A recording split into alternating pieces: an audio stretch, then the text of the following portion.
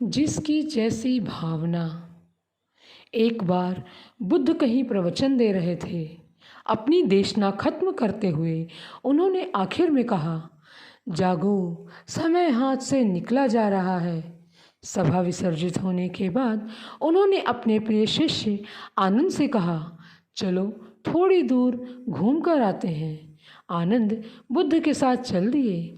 अभी वे विहार के मुख्य द्वार तक ही पहुँचे थे कि एक किनारे रुककर खड़े हो गए। प्रवचन सुनने ये लोग एक एक कर बाहर निकल रहे थे, इसलिए भीड़ सी हो गई थी। अचानक उसमें से निकलकर एक स्त्री गौतम बुद्ध से मिलने आई। उसने कहा, तथागत, मैं नर्तकी हूँ। आज नगर के श्रेष्ठी के घर मेरे नृत्य का कार्यक्रम पहले से तय था, लेकिन मैं उसके बारे में भूल चुकी थी। आपने कहा समय निकला जा रहा है तो मुझे तुरंत इस बात की याद आई। धन्यवाद तथागत। उसके बाद एक डकैत बुद्ध की ओर आया।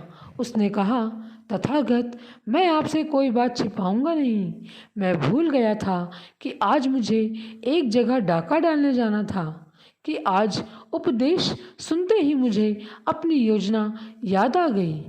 उसके जाने के बाद धीरे धीरे चलता हुआ एक बूढ़ा व्यक्ति बुद्ध के पास आया। बुद्ध ने कहा, बोलो, क्या कहना चाहते हो? वृद्ध ने कहा, तथागत, जिंदगी भर दुनियावी चीज़ों के पीछे भागता रहा।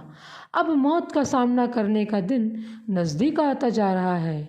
अब मुझे लगता है कि सारी ज़िंदगी यूं ही बेकार हो गई। आपकी बातों से आज मेरी आंखें खुल गईं। आज से मैं अपने सारे दुनियावी मोह छोड़कर निर्वाण के लिए कोशिश करना चाहता हूँ। जब सब लोग चले गए तो बुद्ध ने कहा, देखो आनंद, प्रवचन मैंने एक ही दिया, लेकिन उसका हर किसी ने अलग अलग मतलब निकाला। जिसकी जितनी झोली होती है उतना ही दान वह समेट पाता है। निर्वाण प्राप्ति के लिए भी मन की झोली को उसके लायक होना होता है।